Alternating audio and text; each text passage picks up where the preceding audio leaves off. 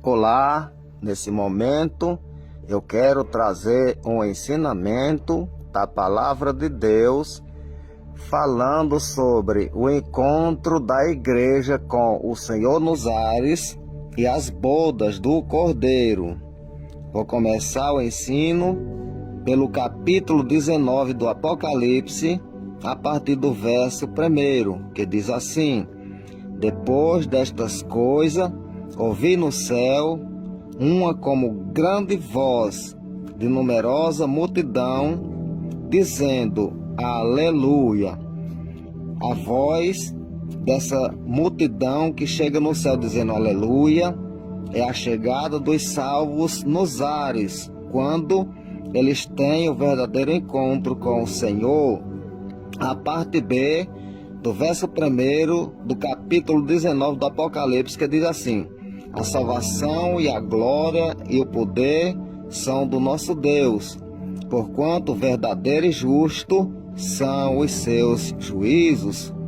Pois julgou a grande meretriz, que corrompia a terra, e com a sua prostituição, e das mãos delas vingou o sangue dos seus servos.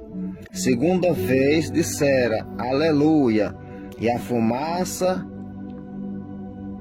a sua fumaça sobe pelos séculos dos séculos, porque eles falam que a fumaça da grande meretriz sobe pelos séculos dos séculos, é porque nunca mais ela voltará a existir, nunca mais a grande meretriz vai existir. Por isso que a sua fumaça sobe pelos séculos dos séculos. Já foi destruída e a fumaça sobe pelos séculos dos séculos. Nunca mais ela existirá. Louvado seja Deus. Verso 4. Os 24 anciões e os 4 seres viventes prostraram-se e adoraram a Deus, que se acha sentado no trono, dizendo: Amém, aleluia. Saiu uma voz do trono exclamando: Dai louvor ao nosso Deus, todos os seus servos, os pequenos e todos os seus servos, os que temeis, os pequenos e os grandes. Então ouvi uma como voz de numerosa multidão, como de muitas águas, como de fortes trovões, dizendo: Aleluia! Pois reina o Senhor, nosso Deus, o Todo-Poderoso. Então, se ouviu nos céus uma grande voz de numerosa multidão, dizendo: Aleluia! Pois reina o Senhor. Ali é o júbilo nos céus, todos os salvos, alegres, felizes, cantando louvores a Deus e agradecendo pela sua salvação. Louvado seja Deus. Verso 7. Alegremo-nos e exultamos e demos-lhe glória, porque são chegadas as bodas do Cordeiro, cuja esposa a si mesma já se ataviou, pois lhe foi dado vestir-se de linho finíssimo, resplandecente e puro, porque o linho finíssimo são os atos de justiça dos santos. Então, ali acontece, logo depois do encontro, a avaliação das obras de todos os santos e em seguida a grande festa das bodas do Cordeiro. Louvado seja Deus. As bodas do Cordeiro, ela acontece nos ares, não é na Nova Jerusalém. A Nova Jerusalém são as muitas moradas que o Pai preparou, que está escrito no Evangelho que escreveu São João, no capítulo 14, a partir do verso 1. Porém, o encontro da igreja com o Senhor é nos ares, a avaliação das obras de todos os salvos é também nos ares, a festa das bodas do Cordeiro é também nos ares. Louvado seja Deus. Quando acontece uma festa de casamento, principalmente de uma pessoa famosa, ela não acontece na sua própria casa, sempre uma festa, ela acontece em um lugar individual e especial.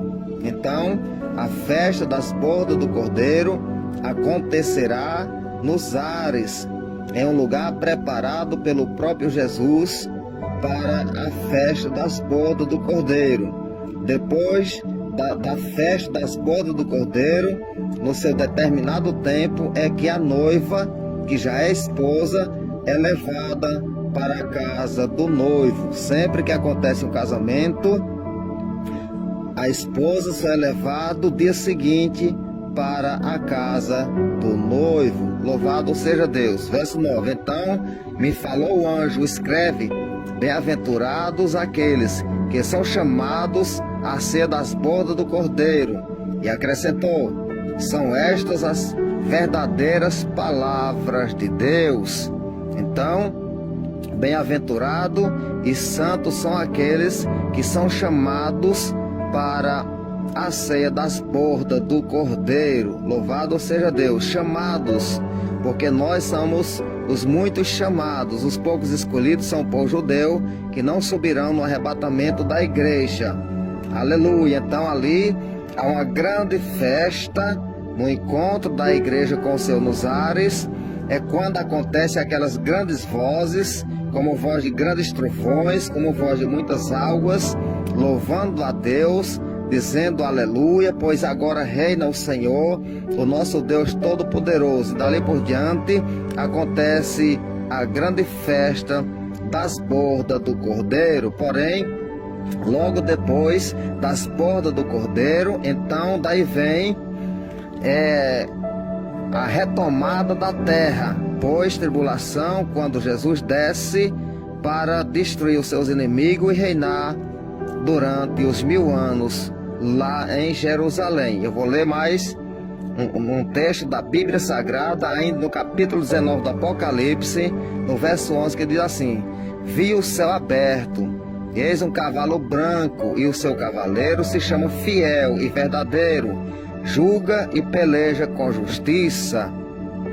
Os seus olhos são chamas de fogo, e na sua cabeça há muitos diademas. Tem um nome escrito que ninguém conhece, senão ele mesmo.